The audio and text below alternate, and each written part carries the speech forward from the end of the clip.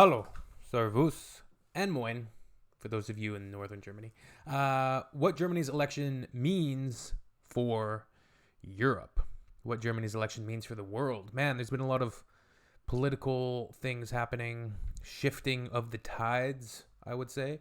From what I understand, the CDU, the CSU, I don't know how long it takes to form a government, but CDU and the CSU are kind of like very similar, pretty much the same party in terms of their positions.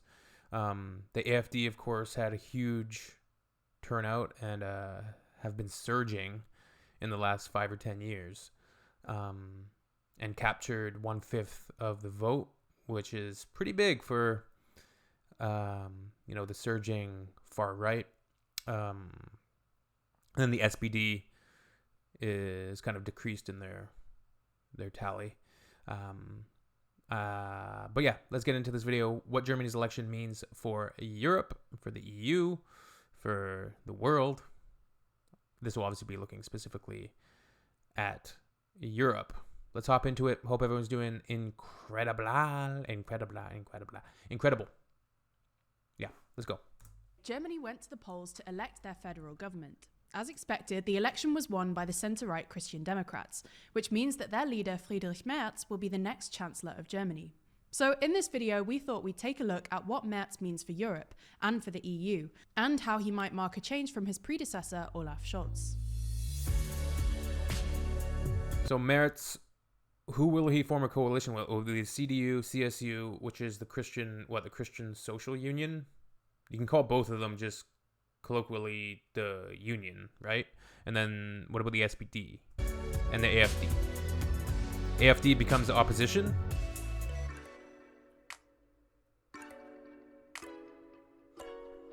Explore which world leaders are winning and which are losing every week with our new podcast, The World Leader Leaderboard. Find it over on the TLDR Podcast YouTube channel or in your favourite podcast app. So perhaps the most important thing to understand about Sunday's election is that it was arguably the best conceivable result for Merz and the Christian Democrats. While the Christian Democrats had been ahead in the polls for quite some time, there were always two big open questions. First, whether they could protect their leader against the AfD, and second, whether they could win big enough to form a two-party coalition rather than a three-party coalition. Two-party coalitions have long been the norm in post-war German politics, but at the last election... So essentially there's 630 seats, right, within Germany, or the parliament. So a coalition to form a government needs 316. 2021, the SPD, the Greens and the FDP decided to form a three-party coalition. As we've explained in previous videos, this didn't work out well for them, and Merz has since made it clear that he would much prefer a simpler two-party grand coalition with the SPD, which is what Angela Merkel had for most of her time in power. Anyway, the answer to both of these questions ended up being yes. The AfD underperformed the more optimistic pre-election polls, and the Christian Democrats and the SPD... But look at the AfD since 2021. Like, it's pretty crazy. Pretty much doubling their votes. SPD won enough seats between them to form a simple two-party coalition, in large part because both the FDP and the new Sarah Wagenknecht alliance fell just under the 5% vote threshold, and so received no seats in the Bundestag. Anyway, this is important for Europe for two reasons. First, the magnitude of Merz's success. So Merz will be the Chancellor, and he's got the two-party coalition with the CDU, CSU, and the SPD. Plus the fact that the SPD had their worst result since 1887 means that Merz will be very much the dominant player in the coalition. She says in 1887? And second, the fact that he only has to negotiate with the SPD and not some other third party means he's unlikely to have to make too many concessions or end up stuck in a coalitional deadlock like Scholz did. So what actually are Merz's plans for Europe? Well, the most pressing question at the moment surrounds Merz's foreign policy, especially when it comes to the US and Ukraine. While Merz was relatively measured about this during the campaign, the gloves came off once he'd won. At a roundtable immediately after the election, he said that US interventions in the German election, a clear reference to the Trump administration's active support for the AfD, were, quote, more outrageous than the interventions we have seen from... I wasn't aware that Trump had directly endorsed or it was trying to get the AfD more seats or more votes. I could certainly see Musk doing that though with the video I just reacted to earlier today. Moscow, and called for, quote, independence from the US. This is astonishing in and of itself, not least because Merz used to be a committed Atlanticist, but it's also incredibly important from a European perspective because it means that the two biggest countries An Atlanticist? What's an Atlanticist? in the EU, France and Germany, are now singing from the same hymn sheet. French President Emmanuel Macron has long called for Europe to become more independent of the US, using the buzzword of strategic autonomy. But Olaf Scholz was always somewhat skeptical, which created a fair bit of tension with Macron. That Macron and Merz are apparently on the same page here makes it far more likely that the EU really will pivot away from the US in the next few years. As part of this, the thing we got to remember with Trump's presidency, though, is that he's going to be gone in 3.5 years. Like, it's going to go by quick. There's the lingering problem of just how much damage he can do in that 3.5 years. And then if the Republicans get in again, like J.D. Vance or whoever runs, or heaven forbid, one of the Trump, like another Trump family member runs, and he tries to create like a pseudo dynasty within the U.S. government, which wouldn't surprise me.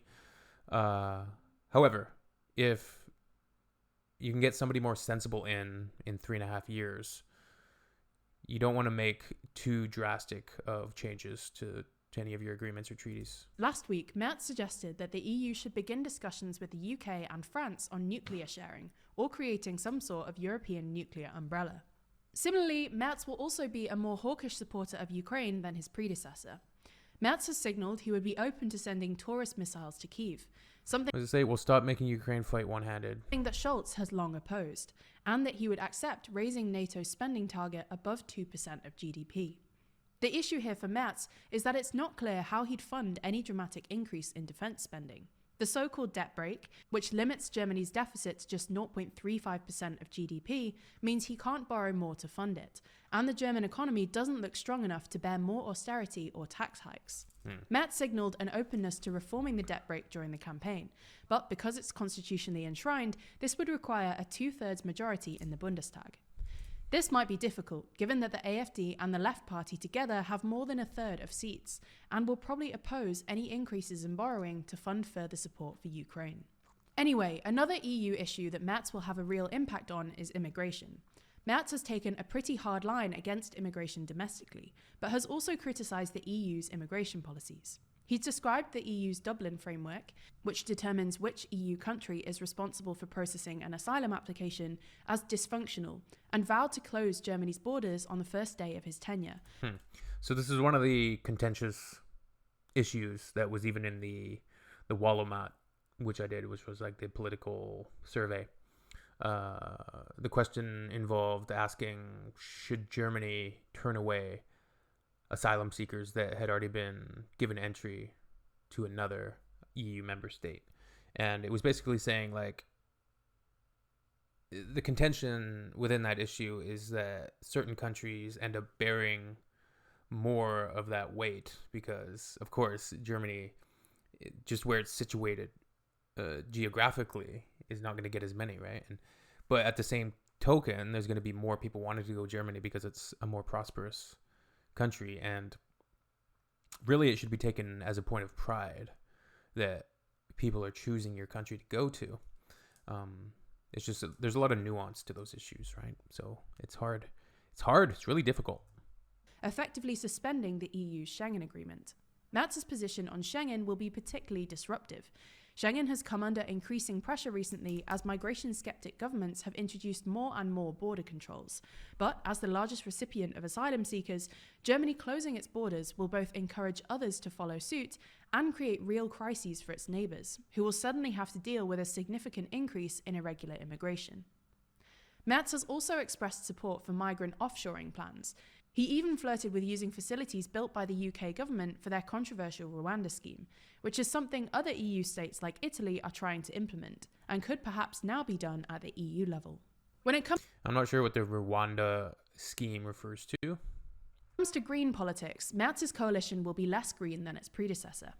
While Merz has pledged to continue investment in renewables, where green policies come into conflict with economic growth, Merz has vowed to prioritise growth. This will put further pressure on the European Commission's Green Deal, which has already been watered down somewhat, and more aligns Merz with the farmers' movement in Europe.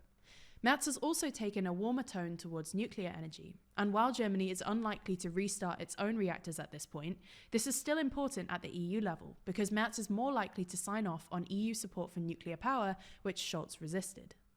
The final thing we thought we'd mention is Merz's position on joint EU borrowing, which has become a hot topic in Brussels recently, both because the EU now needs to decide how to pay off the 300 billion euros it borrowed during the pandemic, and to fund support for Ukraine without the US. Now, instinctively, you might assume that Merz would resist this, as Christian Democrats have in the past. However, perhaps because he realises that it will be easier than reforming the debt brake, at the Munich Security Conference, Merz signalled he might be open to further joint borrowing to fund support for Ukraine, again putting him very much on the same page as Macron. All in all, Merz is probably good for Europe. Whatever you think of his politics, having a German chancellor who isn't hamstrung by coalitional infighting will give the EU more agency, especially given how much Merz and Macron apparently agree on. Now, if you're going to vote somebody in, they might as well have a chance to govern. Thing is, often in politics, we need to understand a wide variety of topics to truly understand what's going on. Unfortunately, our sponsor this week, Brilliant, helps us do... All right, all very interesting stuff. It's going to be interesting to watch unfold. I'm not super political. And I mentioned on an earlier video today that I kind of live in my bubble a lot of the times and try to temper time spent on social media and observing the news cycles, because it's often just so negative and fear driven. The picture painted does not always equate to what the normal day to day is for people, and it divides and polarizes people instead of unites a lot of the times, I find. Anyways, we'll see you all in the next one.